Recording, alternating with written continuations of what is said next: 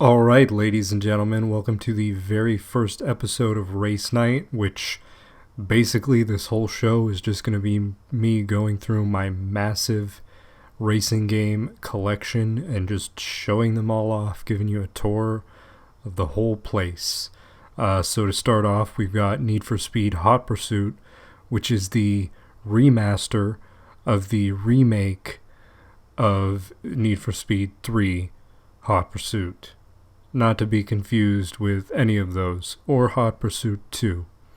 Anyway, in case that didn't make sense, you had Need for Speed 3 Hot Pursuit in 1998, I believe. And then you had Hot Pursuit 2, which came out in like the early 2000s. And then you had just Hot Pursuit in 2010, which was kind of a remake, but mostly just its own thing. And then zoom over to 2020 is when this released. 10 years after that, you had the remaster, which is technically just a re-release with like a little bit higher fidelity graphics.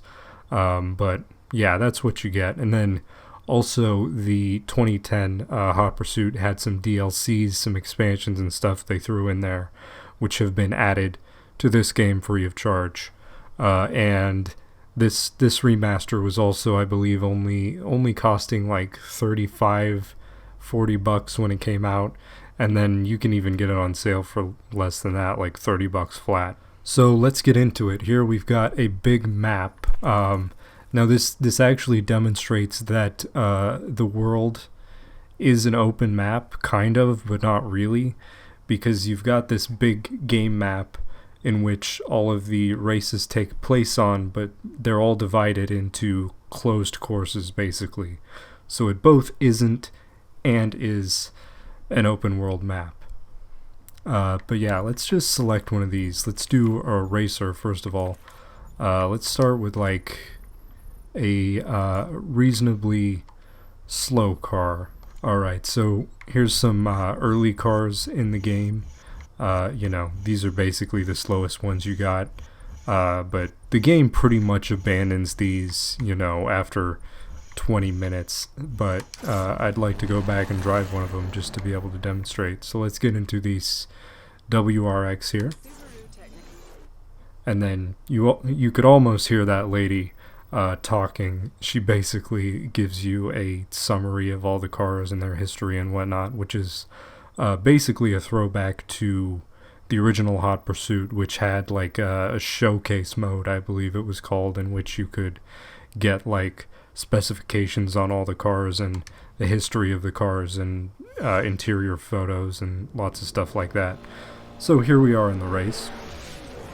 I like that each event in this game starts with these little vignettes here, which aren't to anything life-shattering, but they are nice. So first of all, we're racing, and this is a Hot Pursuit event, so you can assume there are going to be cops in a little bit. Better avoid that. Now, this basically plays by Burnout rules. It was done by Criterion Games, who did the Burnout games before this, before Burnout just completely died. But yeah, it basically handles pretty much the same way a Burnout game does. So you've got your steering, and then you've got drifts, which you can initiate with a brake or just letting off the gas a little bit sometimes. And then that's a guardrail. You've got your boost, which you can accumulate by doing oncoming, getting air, drifting, all those kinds of things. It's a tried and true formula at this point. But also, if you look in the left corner there, you'll see that I've got some gadgets, and only unlock one of them for this event, but it says Spike down there, and I'll demonstrate that in just a second if I can get it. I can hit this guy probably. Yup. Not the one I wanted, but that'll work. So yeah, that's the whoop. And that's a cop technique right there. You saw the roadblock, but yeah, Spike strips just drops one or a couple directly behind you. And you need... Oh, nice. Now, every vehicle does have its own health meter, basically. So, if you want to take them out with spike strips, you'll need to hit them with Two or... oh, damn it. Need to hit him with 2 or 3 of those to actually take him down. Or you can just ram into guys, which oftentimes is the most effective method. Gentle drift right here. Through the barrels. Slam into that guy, why not? Another roadblock up here. Now, whoop! I hit that one, but yeah, each roadblock is basically going to have a gap in it that's just barely big enough to fit your car. So if you're skilled and if you're lucky, sometimes you can just drive right through that without taking any kind of damage. But if you hit that car directly, it's going to stop you dead in your tracks. Ooh. And then sometimes they will actually place those roadblocks in trickier places where it's much, much harder to thread the needle.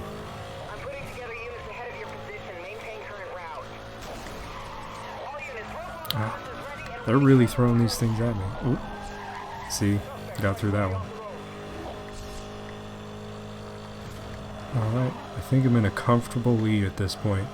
But the game does have rubber banding, which is basically means that any cars that are behind you are going to be able to speed up, even if it doesn't make any sense. Like, they'll just blow by you at more than what their top speed should be. Like, you can see this Evo coming up. I'm going to hit him real quick.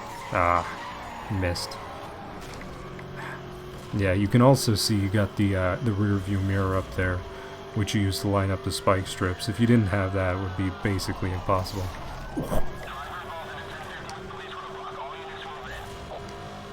Oh, I'm gonna get this Evo.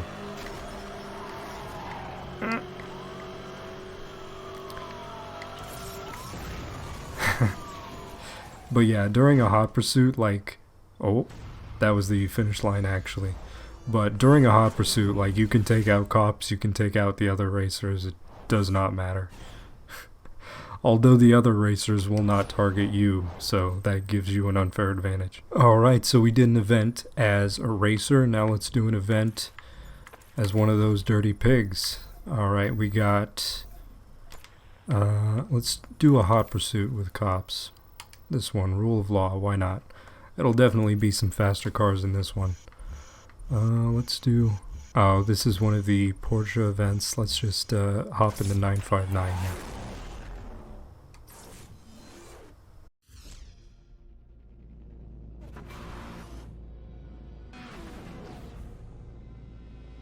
It's pretty much the exact same thing as the previous event, but you're doing it on the other side, so you have to hopefully take out all of these racers before they can make it to the finish line.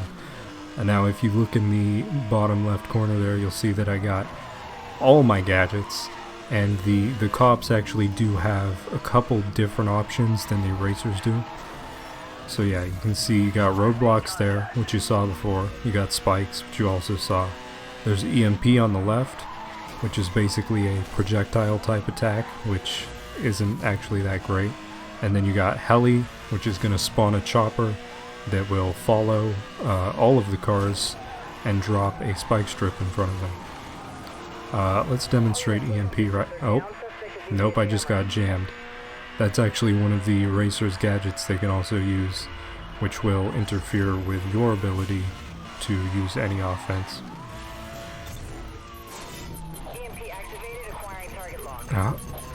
But as you can see, like, it takes a while for that to lock on, so if they get away from you, like, there's nothing you can do.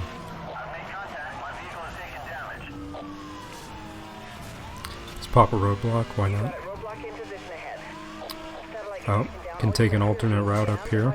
There are a lot of, oh, that was stupid.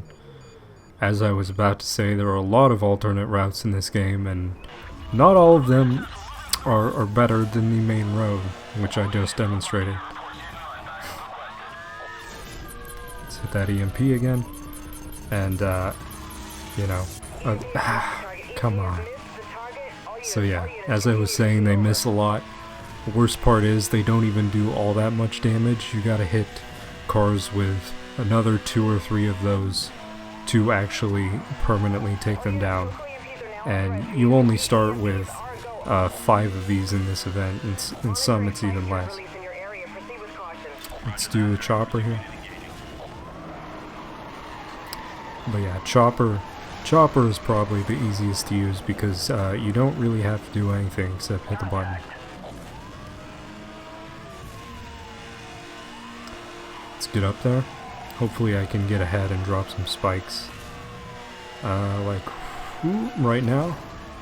Yeah, and of course. Yeah, and if you get underneath that chopper, it can, you know, do friendly fire on you, so you gotta be wary of that. Spike. Yeah!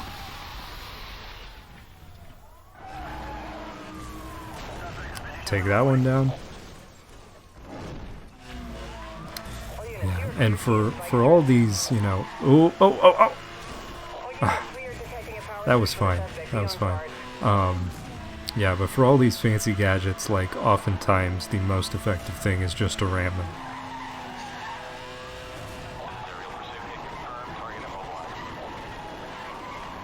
them.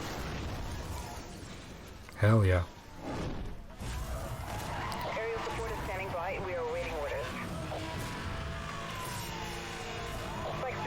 Well, that one missed. Alright.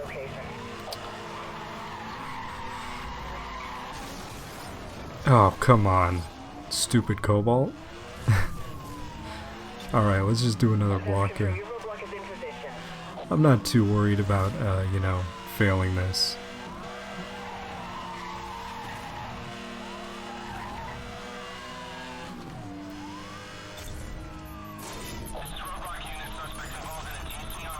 Ah! Yup, that's what happens there.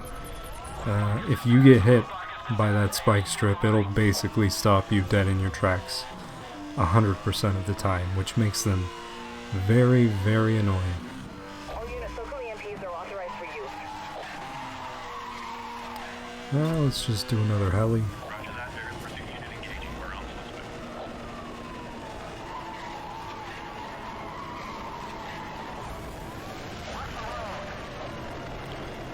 Hit this Viper here.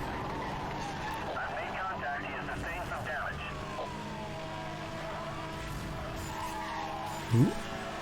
some damage. That's fine. Alright, let's do another EMP. I think I can hit that Mercedes. Oh. Well. Got anyway.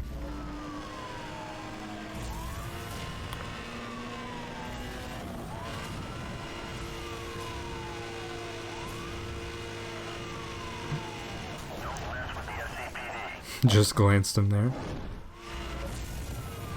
Alright, so to get gold, you need to take all of these out, but if you manage to get at least most of them, you'll get a bronze or a silver, what have you. Which I think I already have enough for a bronze medal.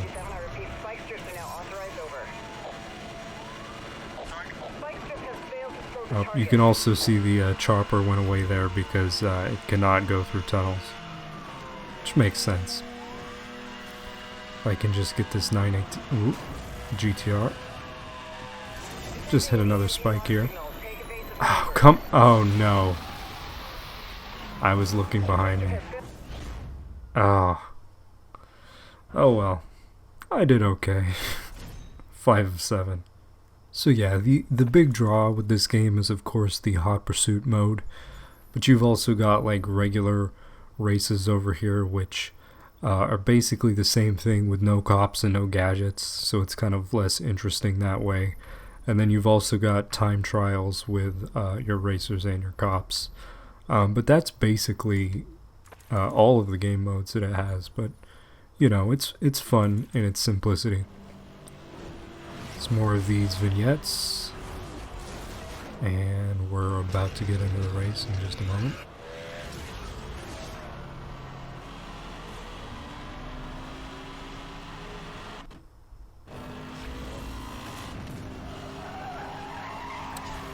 So yeah, look in the bottom left and you can see that the racers have a couple new gadgets.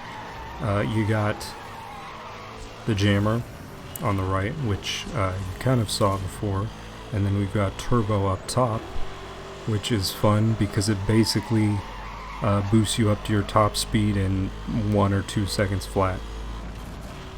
But you'll definitely want to save that for a straight line, obviously.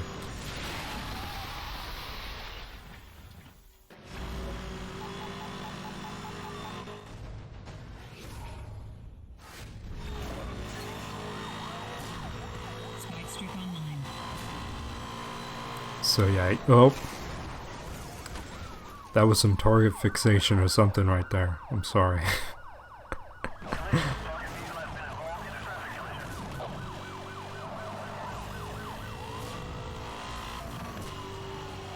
Another spike. Oh, roadblock. Ah!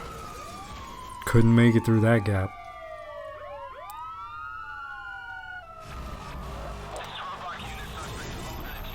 Alright, so EMP locked on me. I just jammed that. So yeah, that's pretty easy. You just pop the button, whatever is coming at you goes away. And that includes helicopters or spike strips, which I just demonstrated there. Like, they'll just go right away. Does not work on roadblocks from what I can tell. Oh. That guy's done. Cool. But yeah. Alternatively, if somebody's trying to EMP you, you can drop a spike strip and hopefully it will hit them and interfere with that whole thing. Also, similar to burnouts, while you're taking somebody down, hitting them with a spike strip or anything like that, you will have a few moments of invincibility while the camera is off of your car, and you can actually use that to avoid all kinds of attacks.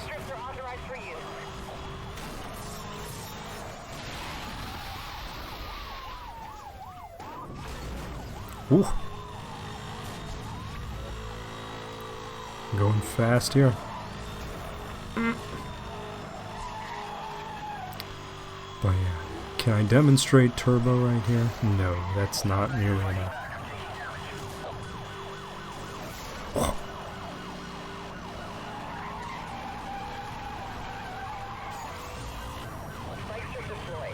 Take this one out.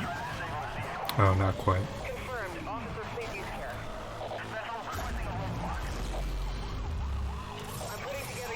Now he's done. Oh, he's not done. Come on. Ooh, can I make it? Oh. I'll take it.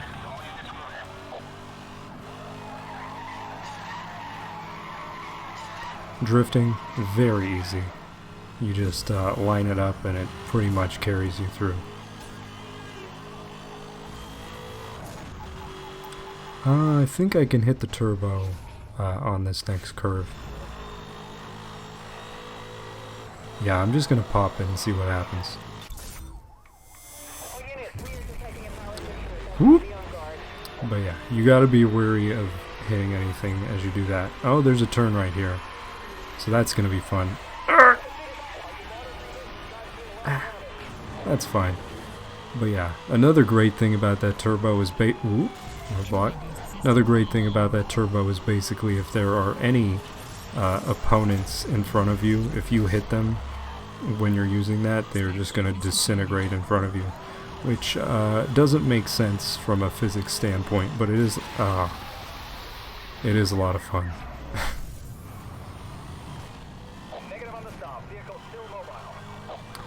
Yeah, another great thing about that turbo is if you do get stopped by something like a spike strip, that is going to get you right back into the pack pretty much immediately.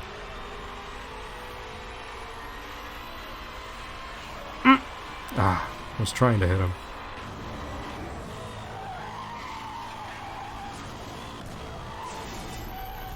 Out, jam. Right. Haven't used my EMPs at all here, and you know what? I think that's fine. Actually, I'll just pop one here.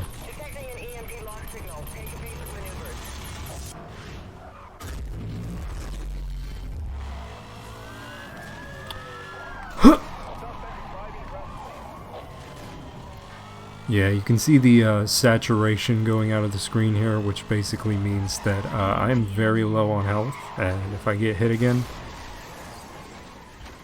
It's not gonna be pretty. I honestly don't even know what hit me there. Oh, I'm still alive, but it is critical. I have... Okay. Yeah, if anything hits me, I'm pretty much done. Not including that right there. Oh.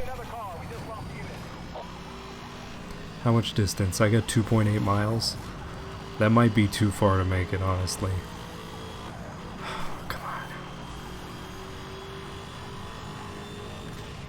I have a couple EMPs.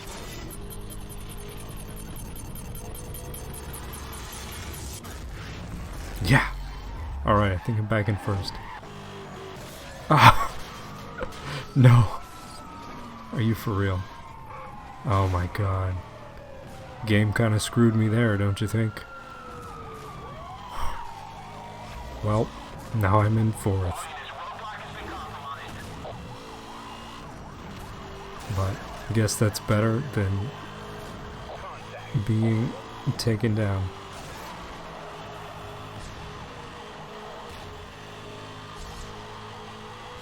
Alright. Oh! You gotta be kidding me. That Nissan came out of nowhere, I tell you. Anyway, that's what happens when you fail. Another little thing I'd like to demonstrate here is the free drive mode, which I will hit right now, which basically just plops you down in the middle of this map with no boundaries or anything like that. And you just drive around. There's nothing to collect. There's no goals really. You're just vibing. But you can check out this map, which it is very scenic and it's very nice. But you don't really notice that, driving through it at 200 miles an hour. It is based on a bunch of locales in like Colorado and California and Nevada a little bit. There's lots of desert. There's lots of forests. There's basically sequoia forest somewhere on this map. There's some snowy regions as well. So yeah, it's all very very beautiful. No city environment to speak of, just lots and lots of countryside driving here. But yeah, as you can see, this is the mode. You're just driving, and that is currently what I'm doing. But the last thing I would want to demonstrate over here is basically, was that a motel? Something. It does have a photo mode that's pretty robust photo mode for 2010 when it originally released, which I can go right here. As you can see, it already looks pretty good. But what you can do is can change your focal length here to get your car in focus, and then you can also change your depth of field. It's going to blur the background and stuff. Fisheye over here, which all of these settings were you'd find in like Forza and those kinds of things, but not expected really in a Need for Speed game in 2010. Now the odd thing about this photo mode as well is that it doesn't actually have a take photo button from what I can tell on here. You just kind of have to take a screenshot using your console, or take a photo of the TV, which is not going to look good, which doesn't make much sense considering when this was originally released, consoles didn't even have a screenshot function. But it's here, I guess. If we zoom in here, we'll see our quote-unquote game character. This is the main character of the game, I guess. He's the racer guy. This is him. Don't know his name. Don't know what he sounds like. It's just a generic white man here. No attempt at a story or anything. There's just a guy. He's just sitting there in the car. That is his story. So let's go online. So yeah, let's mosey on over to the online multiplayer here. Cool thing about this game is that it does have crossplay, so if you're on Xbox, you can play with PlayStation and PC and, vice versa. So let's just do a quick match and see what we get. Demonstrate a little bit here that this is actually a new feature that they did for the remaster that just lets you change your car's color to a custom color, and that's the only thing they added, which is a little odd. But yeah, let's get into this next event that hopefully I will give you a better showing for. Why did I pick this terrible, terrible green color? I don't know. I'm a racer now, so let's just focus on getting out of here. Oh!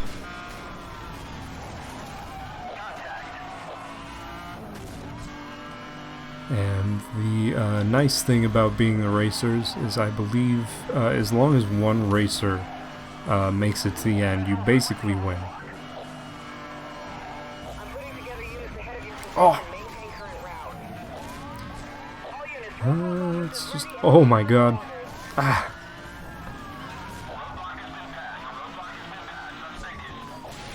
Oh, I didn't even see that one. Ah. Let's just, oh. That cop got by his own spikes there.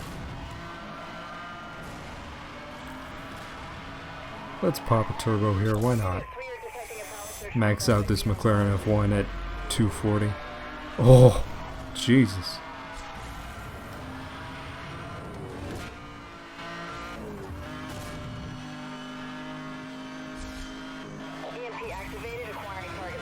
Final impressions of this game. If you liked the 2010 release, you're gonna like this one.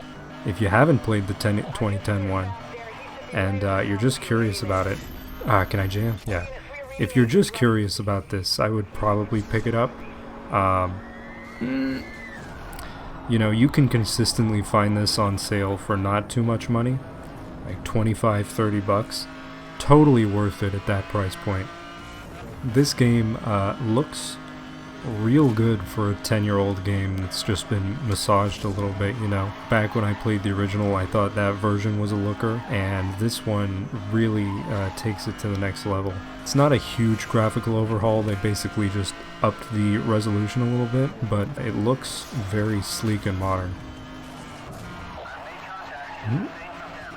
But yeah, and if you like classic Burnout games, you know, Burnout 3, Burnout Takedown, this plays very similar to those, so you'll probably enjoy it as well. I don't know, oh, I died. Anyway, you'll probably enjoy this game no matter who you are. It's a lot of fun.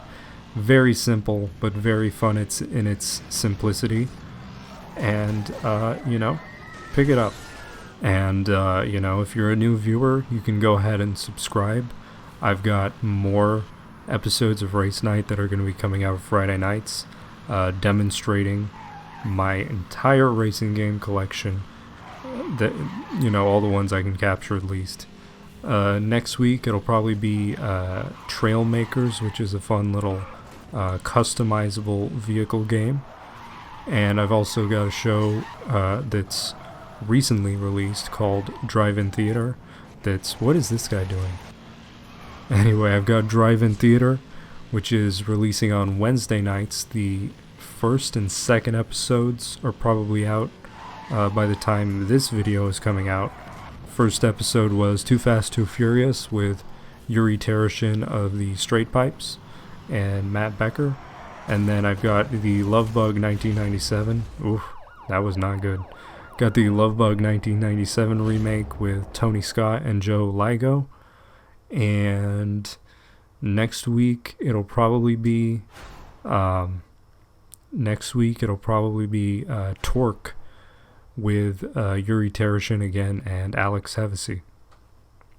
So yeah, subscribe, like, all that. Just come back and enjoy what I've got for you. Thanks.